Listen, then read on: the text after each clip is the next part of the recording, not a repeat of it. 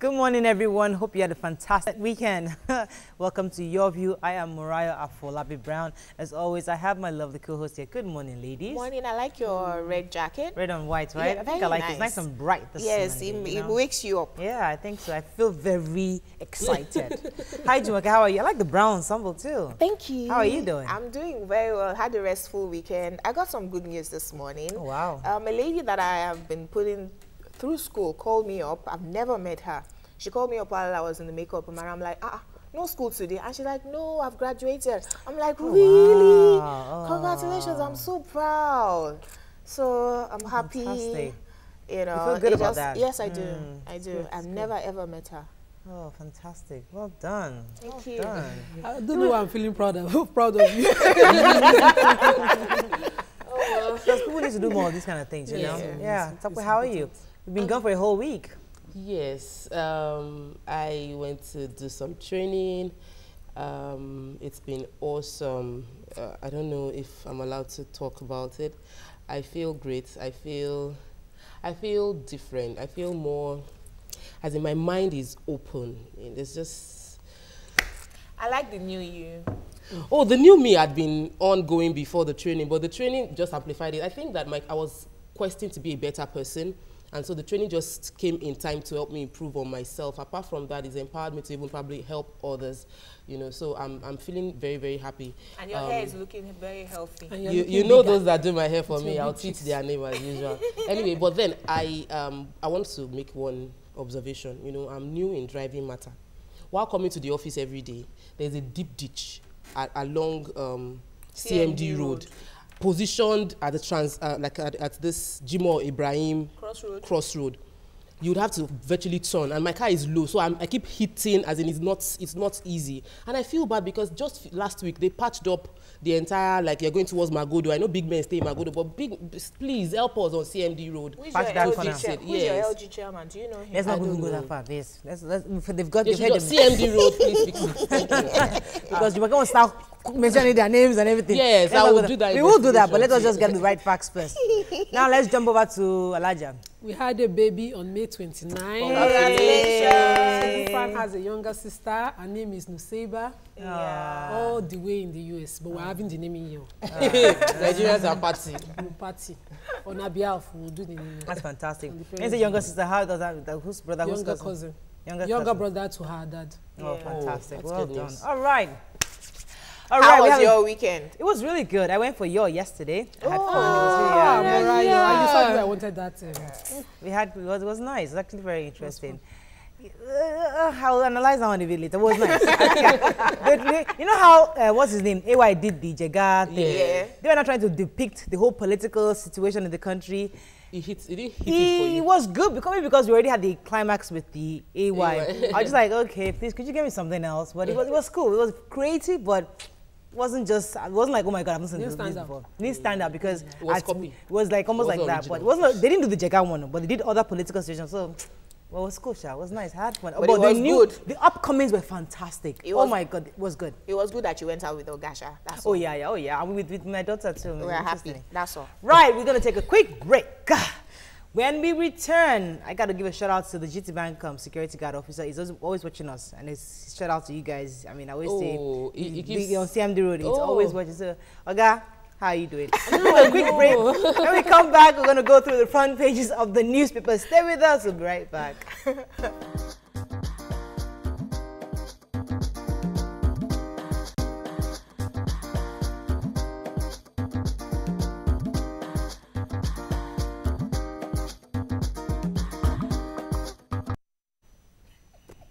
Man. All right, we're back. I just made a boo-boo. I do apologize. Okay. Let's start today with Vanguard, not Punch. Vanguard. Why Buhari didn't make assets public? AIDS. Says the president would declare his assets publicly within 100 days. PDP Sage Fala no follow me. Ngige Ojulo, others react.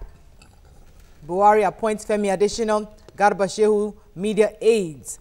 You can see the picture here of the Mr. Vice President and his wife and other children, and also the Delta State Governor, Arthur Ifeanyi Okowa, at the Thanksgiving service. 69 burnt to death in Onitsha petrol tanker fire. EFCC nabbed 6 CBN officials, 16 others over 80 billion naira currency fraud. Africa Development Bank, additional thanks Nigerians, African countries for roles in election. Buhari takes war against Boko Haram to Niger Republic. Lots and lots of stories here. Can I talk about Buhari taking the war to Niger Republic? He's bound to leave Nigeria on Wednesday to Niamey in Niger Republic for a meeting with the Niger government based on the Boko Haram attacks that happened over the weekend, on how to tackle, this heads on, which is very good. I'm also very happy for the Agricultural Minister Adesina, who has now become the African Development Bank president. I need to add my 2 cents. He said after 15 years. Fantastic. We're proud of you, Mr. Adesina. Yay! Apart from that, you see, there were a lot of people that were complaining about the present administration. And I like to present say one? The previous administration, previous one. Based on the fact that, lack of good governance, some non-accountability on the part of the commissioners or ministers.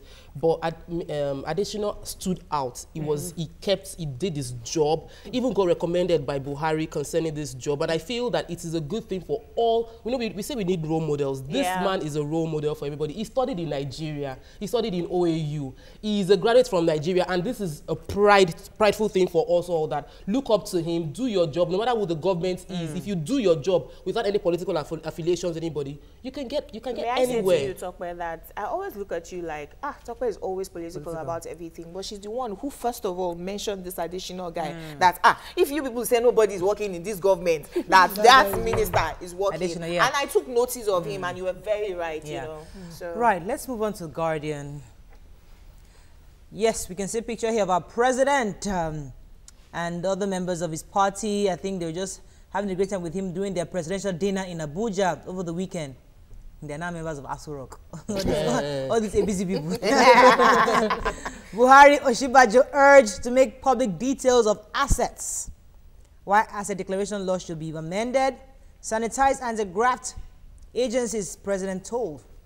Insurgents raid Yobe towns, cart away food items. Buhari appoints spokesman, protocol chief.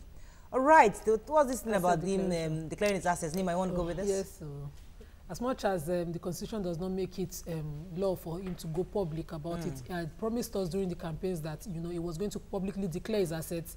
And I felt a bit hit below. Do you want to tell us the story first? He declared his assets over the weekend, himself and his vice. He declared on Thursday. On Thursday to the Code of Conduct Bureau. And we will now require to invoke the FOI to assess this bill if he doesn't instruct the Code of Conduct to make it public like Yaradua did. So it is very important so that we'll now start to feel that government is as usual.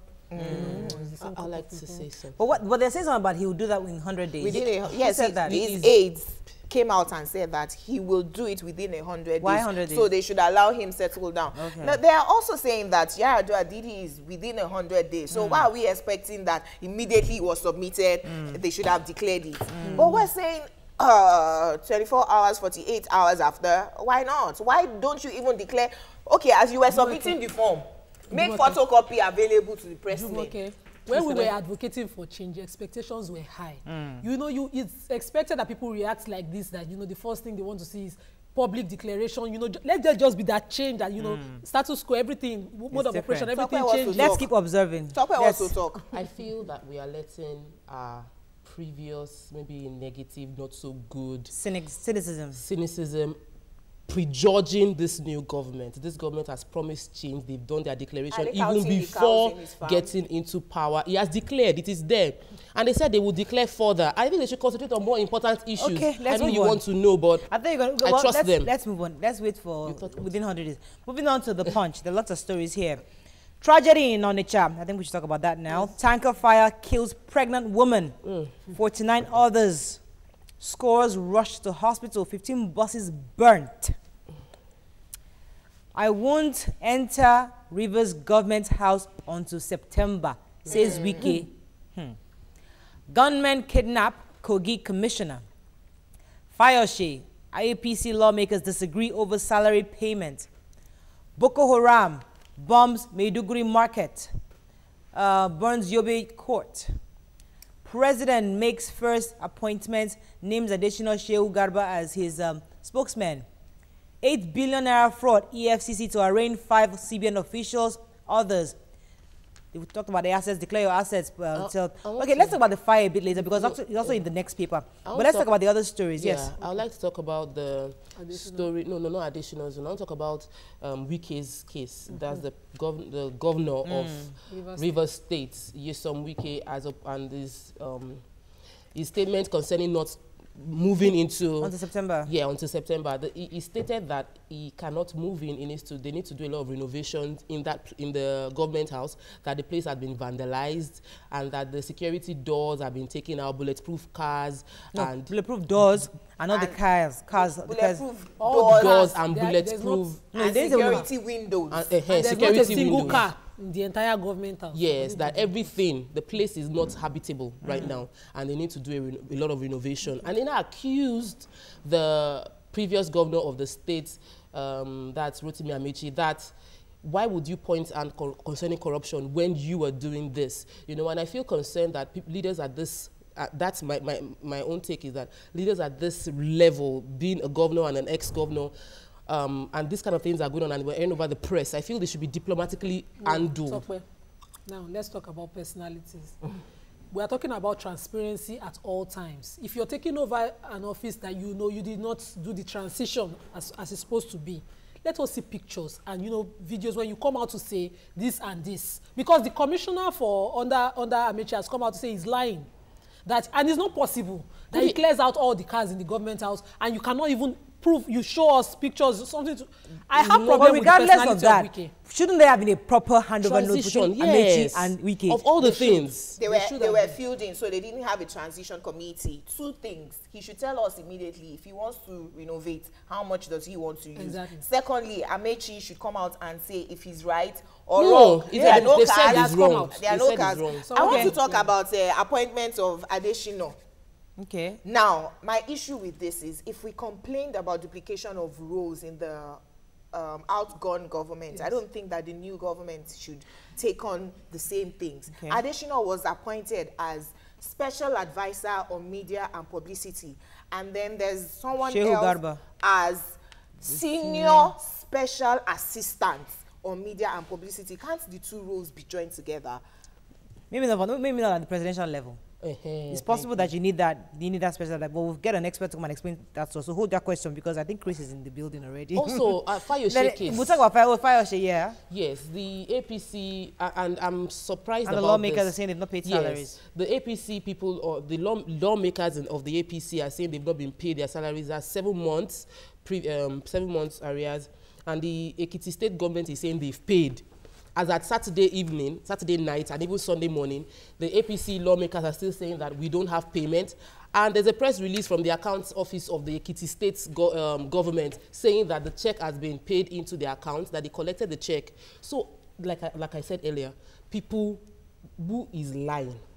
We can't have people at this realm or this level in governance lying. We can't have. But even the APC lawmakers have said that even if they had paid them. You have to be very, very careful with that because when I heard that, even if they have paid us, it wasn't complete. That is not our entitlement. Or something like that. So let us. There are lots of their story is like the story of groom and bride. Outsiders should just not intervene. Last paper for this morning. We have to talk about the fire. Fuel fire kills 69. 12 vehicles burned to death. Black Sunday in Bauchi, in Borno. 13 died in Bauchi auto crash. Boko Haram sets local government secretariat police station caught ablaze. How Buhari will solve Nigeria's problem, says Marwa. Ekiti confirms payment of lawmakers' salary, I believe.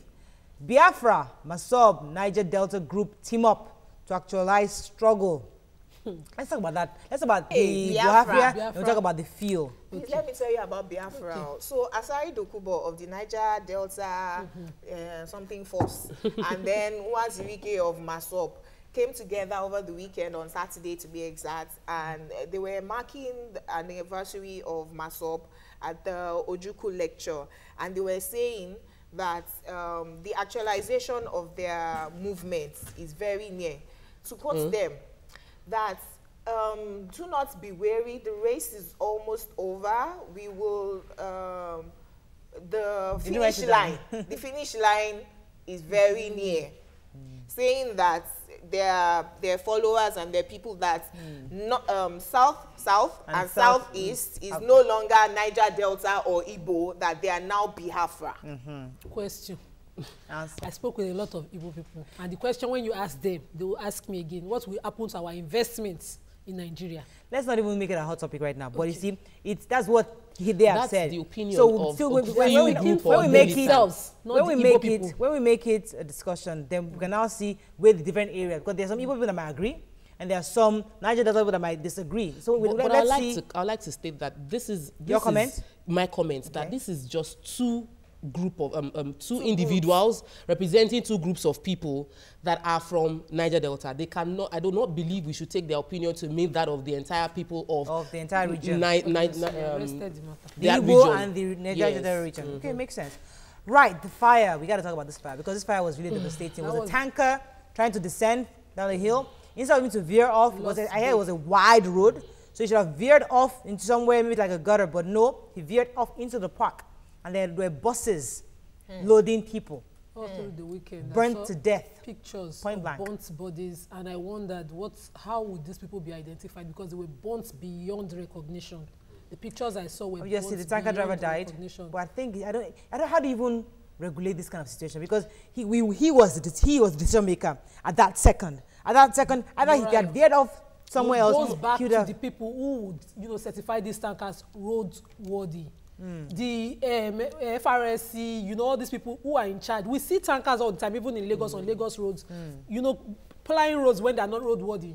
Some will, you have one thing. So those are the kind of people need to hold responsibility. So since the tanker driver has died, his employer and those who certified him should be held responsible, because obviously what he did was really, really wrong. 69 people, including pregnant women. That's all we can take on Front Page Review.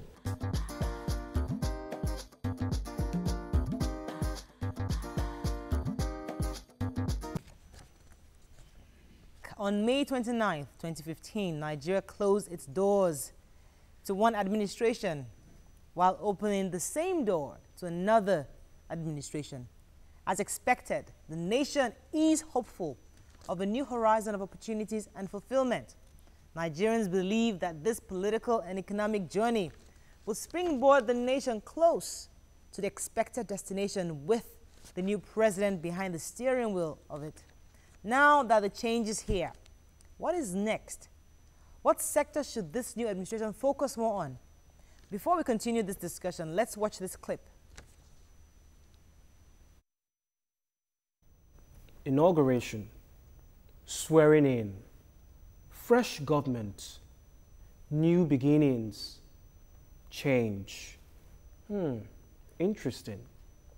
So, as we wake up to the morning sun, Nigerians are asking, is it going to be hard to wonder if change has truly come?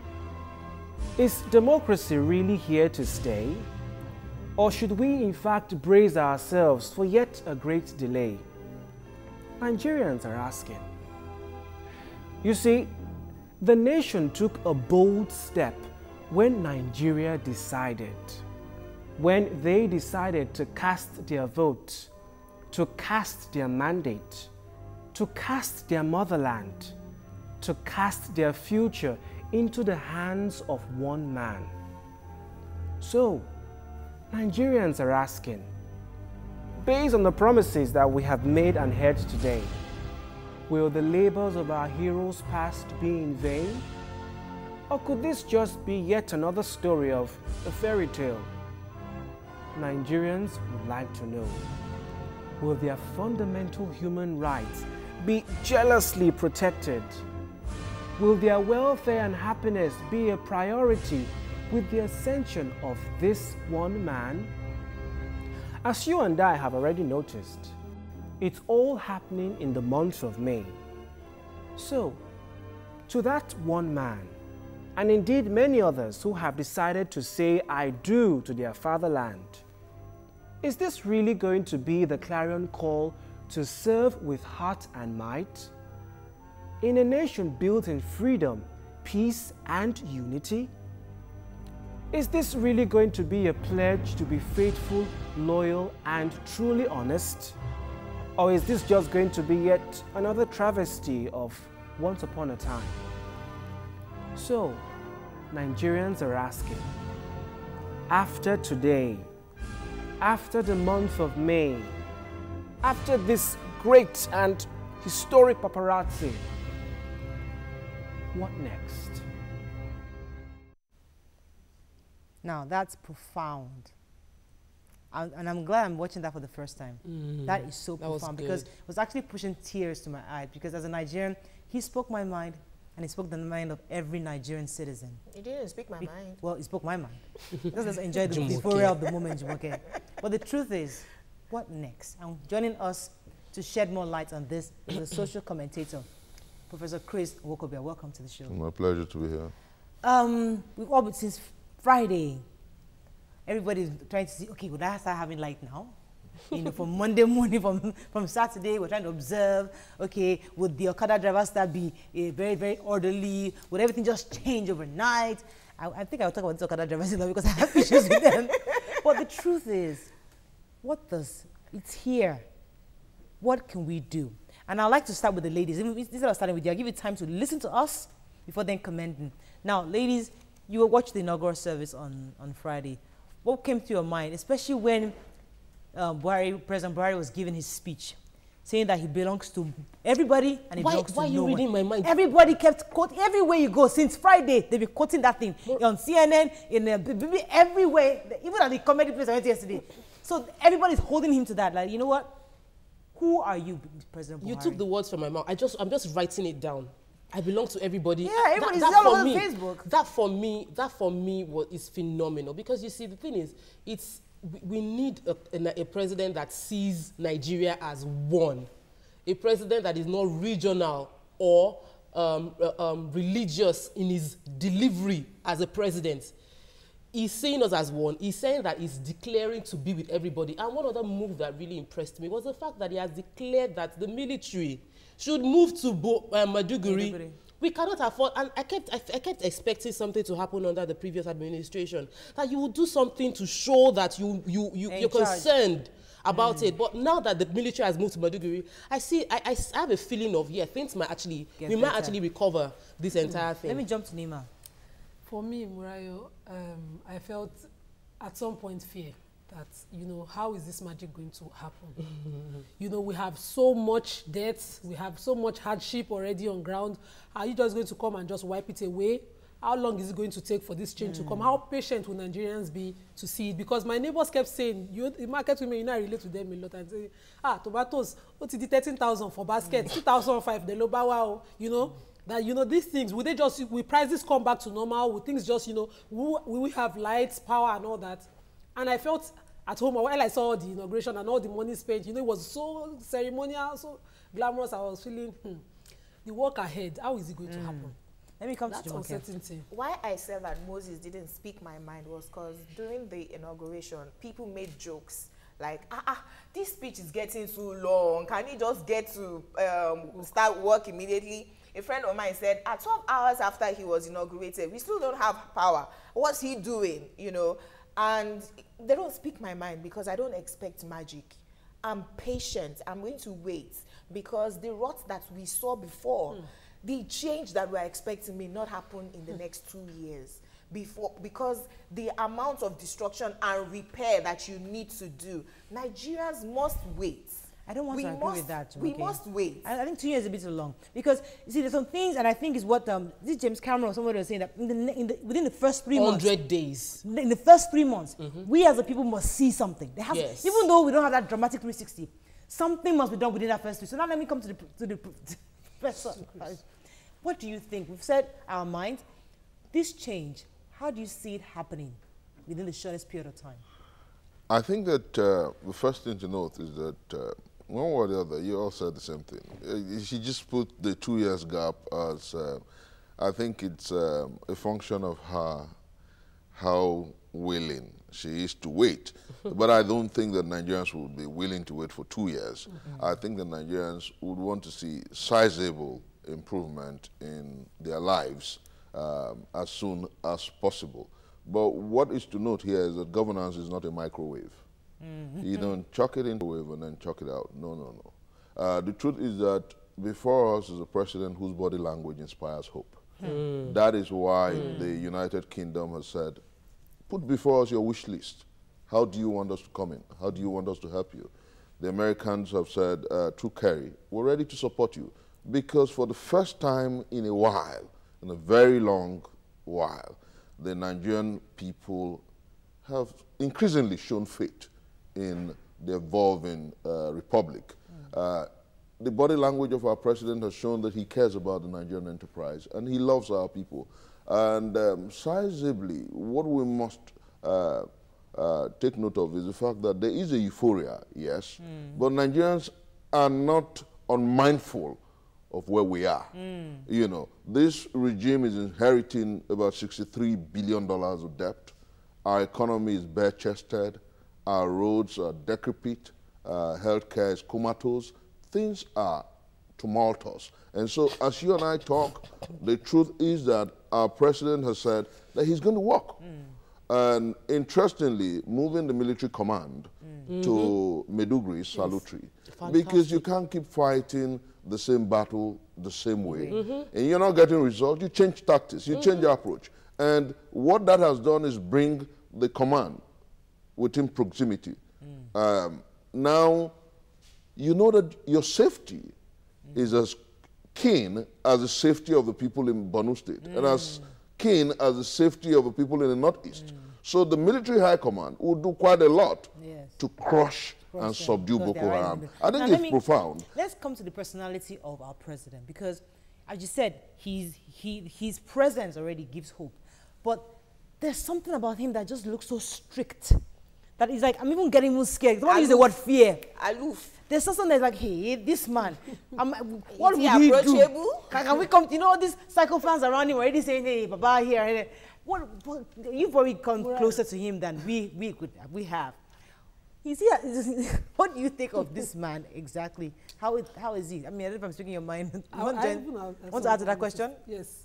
I noticed that, you know, he always ignored protocol to do the right thing. Because I know that Juma service is not the very right important. thing, to do his own thing. To do the right thing, Murai, I said the right thing because Juma service is very important, and it's the first time I see a sitting president leave all the rubbish, gala and all that to put first service to God. When a person understands his relationship with God, that person is someone I call someone that has integrity. When he left that luncheon, because I watch everything, and when he left that luncheon for Juma service, he had done something for me any president has never done before. Okay, let me come to you. I would surprise you.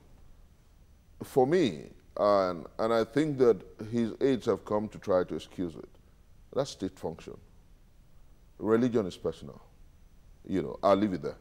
But the truth is that the body language of our president shows that he loves Nigeria, that he's patriotic. And then I think that, and I want you to simmer down that apprehension a little, because for some of us who are close, we saw a president who started with a massive commendation of his outgoing president.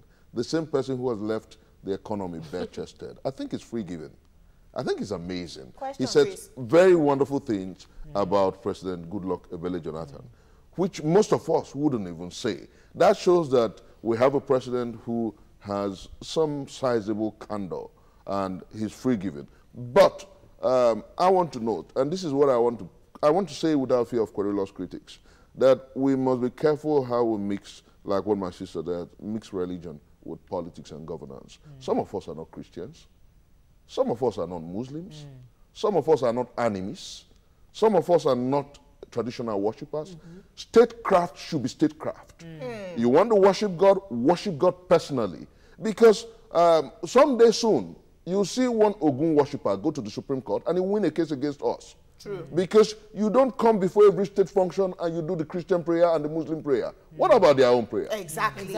We have a second standard to the national anthem, which is a national prayer. Oh God of creation, direct and noble cause. Let us begin to look at how we make governance profound and carry everybody along in the Nigerian progression. That is why I think I have a little sentiment for leaving the state function for the Juma. All right, let me invite our callers. You can call us on 070-8066-8014. You could tweet to us at YourViewTV to add to this. Yes, Jumoke, you had a... I have a question. I'm patient to wait for 2 years for things like our fuel price to come down to 40 naira because you know that it will take time. But there's some things that we have to start to see immediately. For instance, list of ministers and aides and blah, blah, blah. He has released 2. They're coming out already. Media publicity, special advisor and senior special assistant. And I think that's a duplication of roles. Do you agree with me? No. We don't want governance to be same as usual. No, I don't think I agree with you. And then watch the angle. I've heard so many people say that, oh, our president has said he would thin down the size of his cabinet. Yes. I think the Constitution says something different. Let's not ambush him into some of these populist declarations. What is important is how we cut the cost of governance. And cutting the cost of governance does not necessarily mean reducing the size of ministers. Reduce their salaries. You can't take so much pay a month and then for our lawmakers slash their salaries by 50 or 60% because this is the only part of the country in the world where a lawmaker takes about $100,000 per month. That is tragic. That is unfair to the Nigerian people. These are the fundamentals, not so much about the size of his cabinet. Shuku, good morning. Are you there? Yes, I am there. Good morning. Good morning. Please go ahead. First of all, I'd like to commend Nwakobia for your good hosting. I mean, I like one of the reasons why I tune into TV Continental is because of your views and how you moderate the House. Thank you, sir. Of course, due respect to the women in the House. I want to comment on just one statement made by the lawyer in the House. Okay. He said that the outgoing government of Goodluck Jonathan left a debt of about $63 billion on naira, if I'm correct. And I think that is misleading. I mean, even on the social media and on the print media, it has been corrected. And I expected him, while giving credence to both the outgoing and the incoming government, he should set the record straight. The federal government is not indebted to 63 billion naira. It is a cumulative debt for all the states, all the federating states, and of course the federal government. We should set the record straight. Okay. And have people informed. That's my opinion. Thank you very much. Thank you so much, Chuku. Yes, I want to make a comment, and you know, because I was really, unlike people that felt that the speech was too long, I was soaking in everything he was saying, like I was studying it, because for me, that's like his first opportunity to declare himself and make an impression, and he made a good impression for me. Now, he listed his priority from security to power, mentioning Boko Haram, kidnapping, cattle rustling, which for me is a major, because people don't realize that we've had more people die from cattle farmers' skirmishes in Middle Belt, more than even the Boko Haram crisis. We've had more people being killed. And we also mentioned Niger Delta. Now, he's saying that the Niger Delta program is supposed to end this year. It's going to, the amnesty is going to end. What would you advocate for moving forward concerning amnesty? The amnesty. Yes. Before you answer that question, let me take Comrade Ladipo's call. Good morning, Comrade Ladipo. Good morning. Morning, sir. Please go ahead. Yes, this is my first time of call. Welcome to the show, sir. Yes, I have a very short comment. We should not expect magic from Buhari now. Tell them more. Let us hold on for some time and we will see magic. Okay. Jesus. Fantastic. Bye-bye. Thank you, sir. So she was saying about the Niger Delta. Well, and I'd like to add that to the papers this morning when Arsari Dokubo and the Masas and saying that, you know what, we're coming together and that we're now Biafra, you know, we're going to fight for our independence. Also, and vis-a-vis Buhari saying that the amnesty ends, I think ends this December. You know, could you just tell what do you think, how would that play out? First, for Raf, Sorry, I think that they should go back to history books. That's my candid advice. And I want to quote Christian scriptures and as an addendum to that advice. The cord of two is strong. The cord of three, who can break? Nobody. You know, so I think that they must realize that those who are searching for or waiting for the break of Nigeria are just simply waiting for Godot. That's on the one hand. Then on the second hand, what is important is to note that our president's speech does in fact carry a lot of weight and great hope. About the Niger Delta, there's a section of the amnesty program that was left unattended. He brought it to light, the development of that space. And he said he would spend resources, he would plow funds into ensuring that that part of the amnesty program is met between now and December. That's salutary. About security. Okay. Security. Let me take this call. Unkem from Maryland. Are you there? Oh, I'm so sorry for keeping you on. Do apologize. Yes. About security, yes. He's began with the movement of the military command to Borno State. But what he did state, which is very profound, is the issue about cattle rearers and the likes. And I think that he has shown that when the APC, when we campaigned and talked about, because our campaign was hinged on a tripod, national security, anti-corruption, and job creation. And he has said in no uncertain terms that he will protect the life of every Nigerian citizen, wherever that person is. And it is salutary. About power, he did talk about the need to investigate and indeed overhaul that sector. I believe that the president is sincere in his proclamations. I do sincerely think that Nigerians will have to give him that breather, believe that hope has come here, and believe that change is here. Let me take our last call. Good morning. Are you there? Good morning. Morning. Please go ahead. Okay, my contribution is that a lot of people are expecting too much from our president. You discover that people that did not say anything for the last few years are now giving advice. People who didn't say anything now know the way forward. I believe we should give this man time. He has been in government before, he's matured. And about his personality, I don't even care whether he smiles or not. Because you see this person, you know that he means business. If you don't have anything concrete or good content, there's no need of going to him. So we should give him time. All right. Okay, thank you. Why may I take a few damage done, and by giving him time, we'll All right. get results.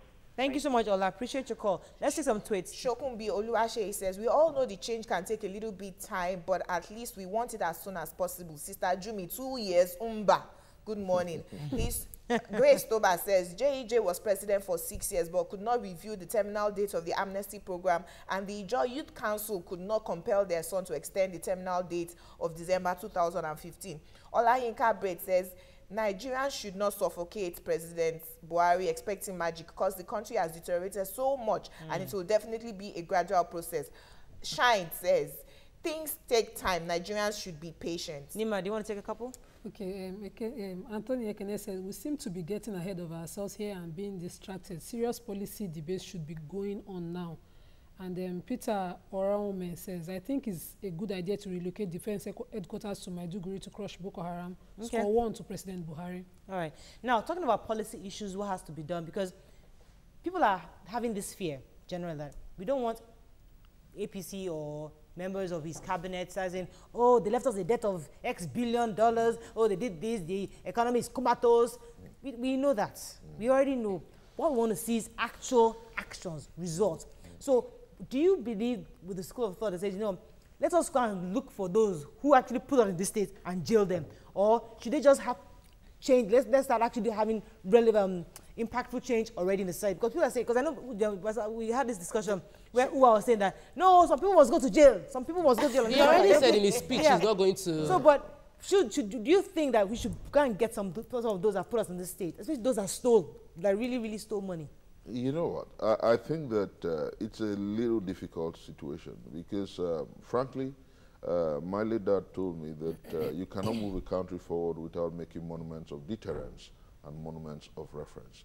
You cannot tell a child not to steal when those who stole are allowed to to spend and lead a life of hopeless right in front of you. And so I think that it's a difficult position. But the truth is that our president has said that that's not his preoccupation. That is not to say, too, that there won't be some kind of investigations into what happened. And so if in the process of investigating, if in the process of finding out why we have spent about 6 trillion on subsidy, some people are found wanted, what do you think will happen? The law will take its course. That's all. So let's make it a major issue. I think that the major issue is to govern and ensure that our people get the promises of democracy, which is a better life for the people. And in the process of doing that, if people are found to have stolen our resources and they're put before the law, and the law finds them guilty, so be it. You know, I think that shouldn't be the major issue. Yeah. All right, okay, let me come to Tokwe first. Add some things to what Chris started in answering your question regarding what he should do. Maybe he should pursue those that have been there before. He made a statement in his speech. Oh, I keep going back to his speech because I really am an ardent... Enamored by it. Yes, and he already clarified that. He said that he's going to empower the judiciary. The judiciary would have to clear out its rot. That was his word. Clear out the rot, strengthen the judiciary. I don't believe Buhari as a person, as a president, should focus on going to fight and get these people. If the systems are in place in such a way that the judiciary can fight and capture them, then he will just focus on the change that we want. And I believe that is what he should do. All right, let me take Engineer Francis's call. Good morning, Engineer Francis. Are you there? Yeah, good morning. Good morning. Please go ahead. I just want to contribute 2 issues concerning Boko Haram. One is about the barracks. If they want the base to go, it has to go to 4 different states. Because we have border from Sokoto, it will take you up to Libya. Barracks from road from Kebbi, from Sokoto, it will take you up to Cotonou. Then we have Adamawa State, it has border too, that will take you up to Chad and the other countries. These places has to be taken care. That is one. Secondly, about the aid to the National Assembly members. All the strong offices in National Assembly, we have to get professionals to advise our leader. Not just that you are a politician, you follow Oga and you get the appointment. No. These are the 2 things that I want to say. All right, thank you so much, Engineer Francis. There's a question from Twitter. Queen Samira says, Nigerians shouldn't expect magic like all say, but at what time would we say he's not working? Question for you, sir. I think that the first thing to note is that Nigerians aggregate at one position, that he needs time. It's not microwave. You know, he needs time. And then Nigerians understand the fact too that the structure, the body language of governance inspires hope. And Nigerians understand too that when over time, because he has said that certain things will begin to take shape. And if you ask me, it's obvious that things are beginning to change. Now, with power, maybe a little longer. With education, obviously a little longer. With Boko Haram? With Boko Haram, 3 months. It's immediate. You see improvement. Because whether you like it or not. Chris, let me take Pastor Azuka. Are you there? Yes, I'm here. Good morning, sir. Please go ahead. Yeah, I want to thank God for this broadcast. And I want to agree that this nation needs a military touch. And that's the basic truth. Buhari has just come in. President Buhari has just come in. The truth is that we need patience.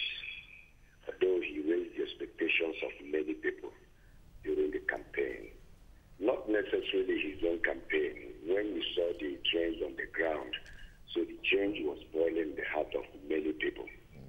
Now that the change has come, I know that it is normal for people to begin to agitate. Where is the change? Then the change is not something that comes easily. You know, we have to pay the price with our votes. Then we should get our fingers crossed. The changes are going to roll out. Okay. Let's watch and see. All right. And see what comes out of it. Thank you, Pastor Zuka. Let me jump to Nima before I come back to Chris. Yes. Jumoke earlier talked about the crop of people that will be working around the president, his aides and ministers and all that. how patient can Nigerians be when the personality of one of the aides come to question? Because, you know, that's the first duty he'll be taking on now, to set up his cabinet and the people that will be working with him.